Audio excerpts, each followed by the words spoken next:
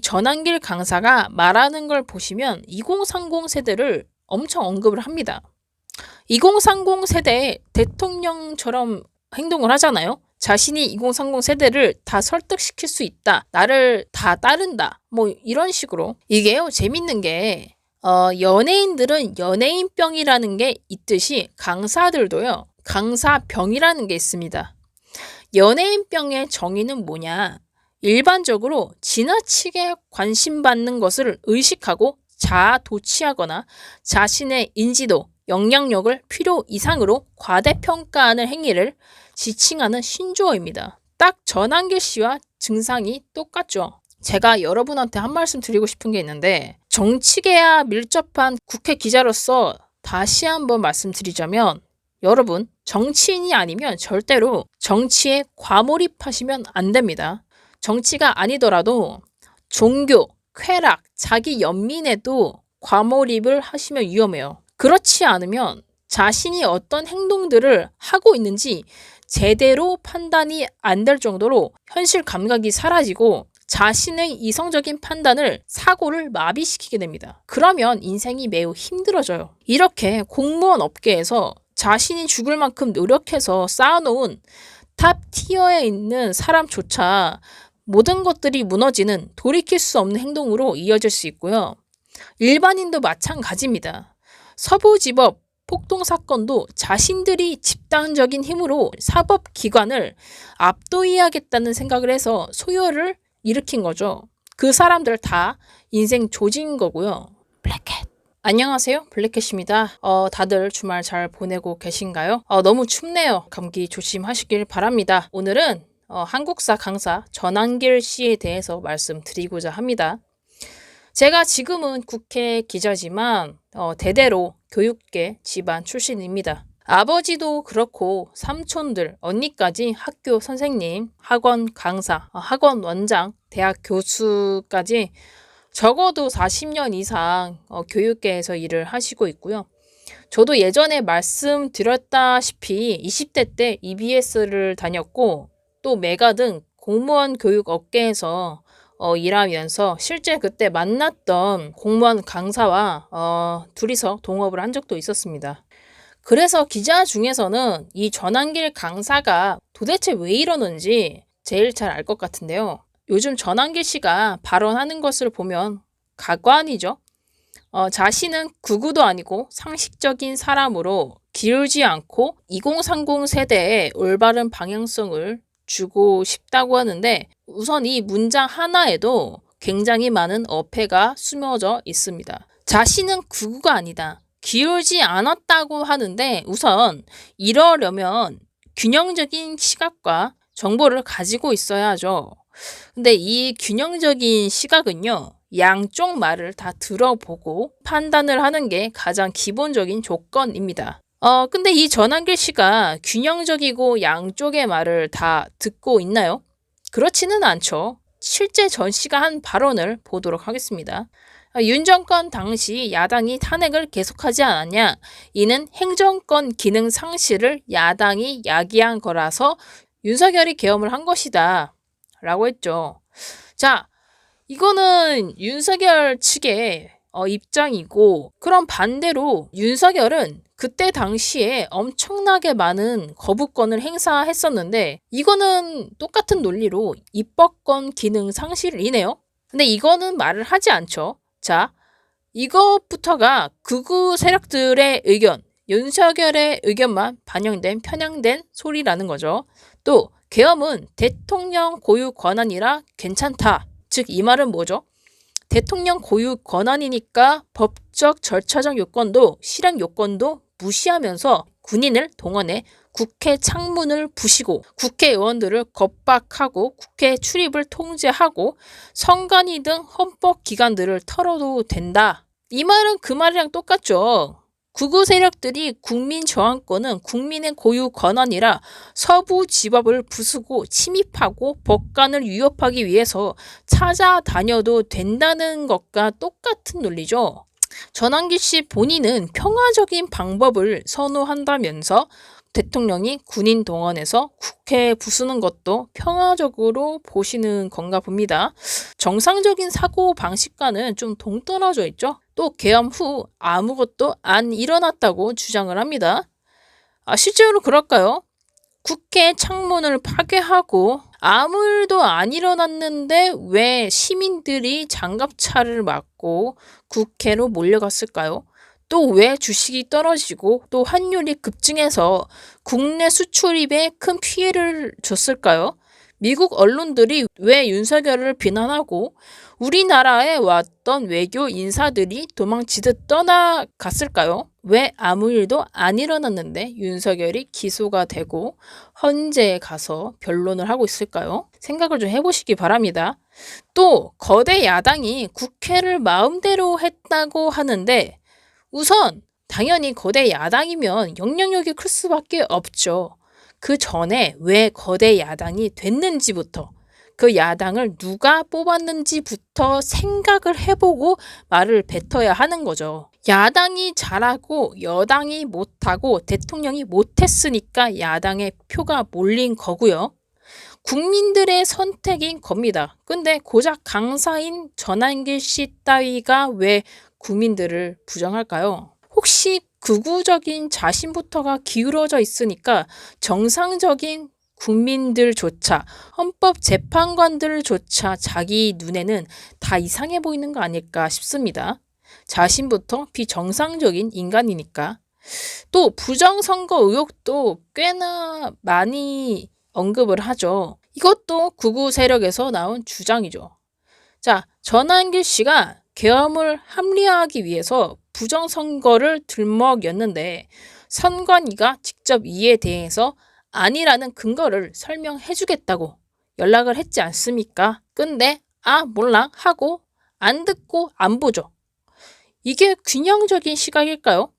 자기가 믿고 싶고 보고 싶은 것만 보는 거죠. 또 윤석열이 총장 시절에 그전 그 후에도 선관위를 계속 털고 계엄 때도 계엄군이 털어갔잖아요. 근데도 아직까지 부정선거에 증거가 안 나오지 않습니까? 근거도 없다고 나왔는데 또 이 사실은 패싱을 하고 말을 하고 있는 거죠. 아울러서 예산 삭감 부분도 얘기를 하는데 전한길 씨의 얘기가 모조리 틀렸다는 게 이번 주 헌재에 윤 정권의 경제수석이 나와서 얘기를 하는 것만 봐도 알 수가 있죠. 원전 예산만 하더라도 4천억인가요?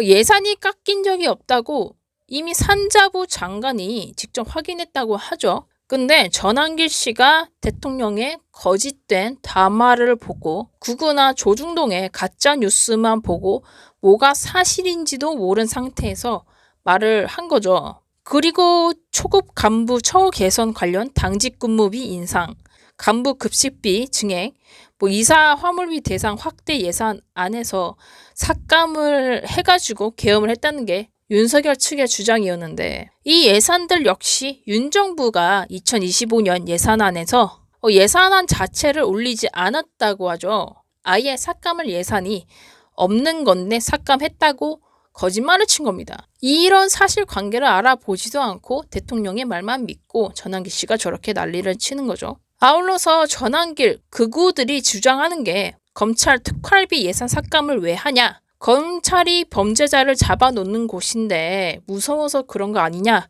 아주 지랄 연병을 했죠. 아니 상식적으로 생각을 해봅시다. 전한길 씨가 직원한테 업무에 필요한 거 쓰라고 한 달에 예산을 한 100만 원을 줘요. 근데 이걸 홀랑 다 쓴 직원이 어디에 돈을 썼는지 내역을 줘야 하는데 내역을 안 줍니다. 내역을 주면 다음 달도 운영비 예산을 주겠다고 하는데도 내역을 안 내요. 사용 내역이 떳떳하지 않으니까 못 주는 거죠. 그럼 이걸 계속 예산을 줘야 할까요?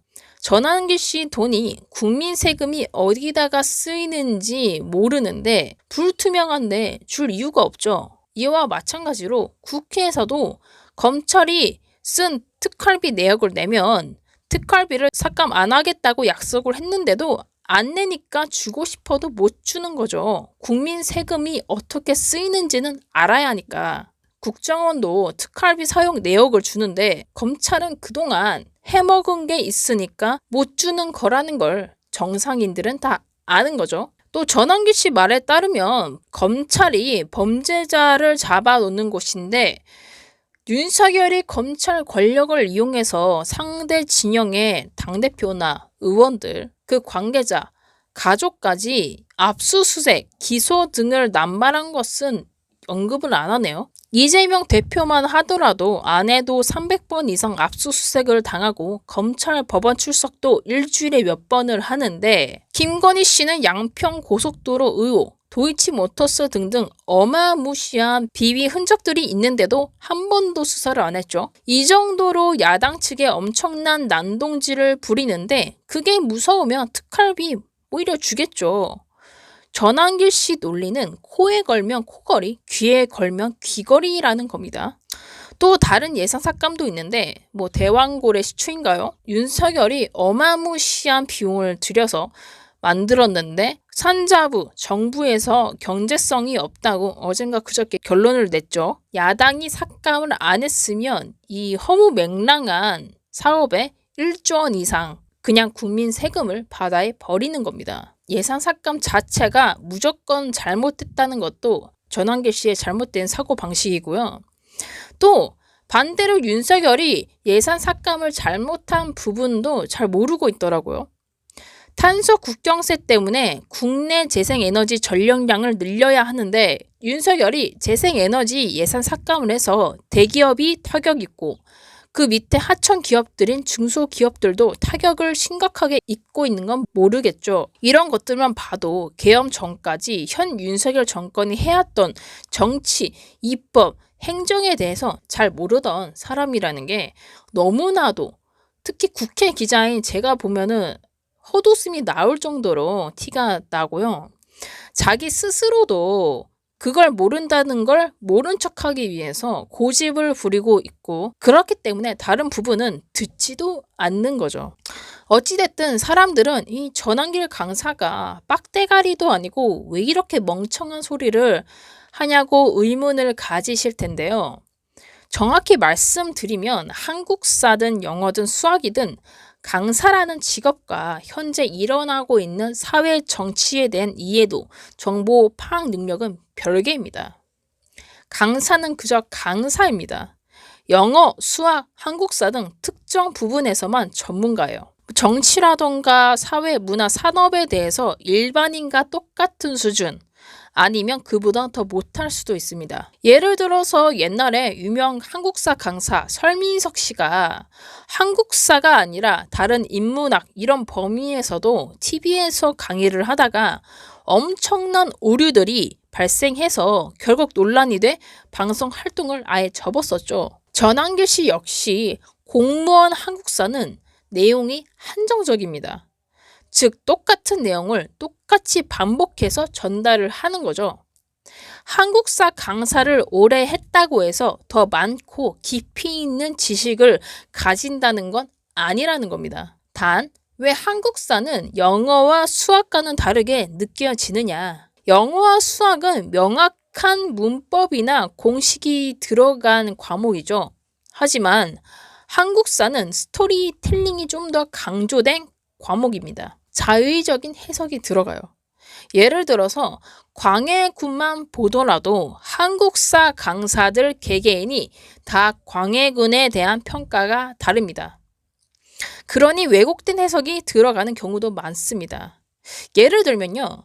광해군 시대에 대동법을 실시했다라고 하면 광해군의 우호적인 한국사 강사는 광해군이 대동법을 실시하려고 계속 시도했는데 신하들이 반대했지만 이를 무릅쓰고 실시했다라고 실제로 그렇게 가르치는 한국사 강사들도 많습니다. 직접 들었고요. 근데 실상은 반대죠. 기록에 따르면 광해군의 신하들이 먼저 대동법을 실시하자고 하지만 광해군이 반대를 했습니다. 즉 한국사 강사가 역사학자도 아니기 때문에 자기 멋대로 해석해서 가르치는 경우도 많습니다. 단지 한국사 강사로 인기를 얻으려면 역사를 재밌게 말해주는 스토리텔러가 돼야 하는데 전환길 씨 보면 말을 재밌게 하잖아요. 그러니 처음에는 신뢰성 있게 들리지만 실상 까보면 지금처럼 잘못된 내용들이 많죠. 그리고 이 전환길 강사가 말하는 걸 보시면 2030 세대를 엄청 언급을 합니다. 2030 세대 대통령처럼 행동을 하잖아요. 자신이 2030 세대를 다 설득시킬 수 있다. 나를 다 따른다. 뭐 이런 식으로. 이게요, 재밌는 게 연예인들은 연예인병이라는 게 있듯이 강사들도요, 강사병이라는 게 있습니다. 연예인병의 정의는 뭐냐? 일반적으로 지나치게 관심받는 것을 의식하고 자아도취하거나 자신의 인지도, 영향력을 필요 이상으로 과대평가하는 행위를 지칭하는 신조어입니다. 딱 전환길 씨와 증상이 똑같죠. 제가 친한 공무원 강사들이랑 밥을 먹으면 강사들이 항상 하는 얘기가 있습니다. 강사들은 연예인보다 돈을 적게 버는 연예인이라고요. 강사는요, 교실 안에서는 자기만 바라보고 자기가 하는 말을 곧대로 받아 적고 어떻게 보면 수강생들이 맹신하는 존재입니다. 그러니 강사는 착각을 하게 되죠. 시험에 나오는 정답을 넘어서 그 외 사상, 사고방식, 인생의 방향에도 내가 정답이라는 착각을 하게 됩니다. 그리고 내가 원하는 대로 수강생들이 따르는 게 맞다고 생각을 하고 따를 수 있다고 생각을 합니다. 이건 어쩔 수가 없어요. 왜냐면 제가 많은 탑티어 공무원 강사들을 만나봤는데 100이면 100 나르시즘이 꽤 있는 편이었습니다. 자아가 비대한 거죠. 근데 이걸 넘어서면 과대망상이 되는 겁니다. 그래서 전환길 씨가 집회나 유튜브에서 말하는 것을 보면 마치 자신이 2030 세대에 엄청난 영향을 끼치고 자신이 교주인 것처럼 너네를 인도하리라 라고 하는데 망상이죠. 자신을 따르는 사람들은 원래 우측에 있는 사람이거나 2030 세대인 척하는 어르신이거나 수강생 중 일부겠죠. 무슨 2030 세대 전체가 자신이 통제하거나 영향력을 행사할 수 있는 것처럼 말하는 게 저는 좀 재밌더라고요. 자, 또 전환길 씨의 가장 큰 문제는 이런 잘못된 사고 방식과 정보로 선동하는 것 외에도 폭동을 조장하는 듯한 위험한 발언도 이어졌습니다. 저번 주에 집회에 나와서 헌재를 휩쓸자, 헌법재판관들을 혼내주자라고 했죠. 이후에 내란 선동으로 고발을 당하니 자기는 평화적인 의미였다라고 발뺌을 하는데 전혀 평화적이지 않죠. 예를 들면 내가 학교 조퇴를 하고 싶어요. 그러려면 선생님의 최종 승인이 필요한데 내가 조퇴를 하고 싶으니까 조퇴를 하고 싶은 친구들 50명 모아서 조퇴 승인을 안 하면 내가 얘네들하고 같이 교무실을 휩쓸어 버릴 거야. 가만두지 않을 거야. 혼내줄 거야. 라고 선생님한테 말하면 이게 평화적인 방법일까요? 쓸어버린다는 건 물리적 영향을 끼치고 싶을 때 표현하는 아주 과격한 말입니다. 실상은 헌재를 위협하고 싶은 건데 아닌 척하는 거죠. 그럼 전혀 중립적이지도 않고 정상적이지 않은 행보를 걷는 전환길 씨는 과연 어떻게 해야 될까요? 지금 아내조차도 밥을 안 준다고 하죠. 아는 겁니다. 주변 사람들도 이 사람은 나락에 가고 있구나 라고 하는 거죠. 이 계엄과 내란이 통용적이거나 상식적으로 납득될 만하고 위법적인 게 아니라면 왜 전환길 씨가 연봉 포기하면서 발언한다고 하고 계엄을 옹호한 차강욱 씨는 왜 바로 해고를 당했을까요? 그렇게 모두가 납득할 만하고 옳은 일이라면 굳이 연봉 60억 원을 포기한다고 할 이유가 없죠. 연예인, 하다못해 유튜버들도 한번 나락을 가면 다시 원상 복구가 안 됩니다.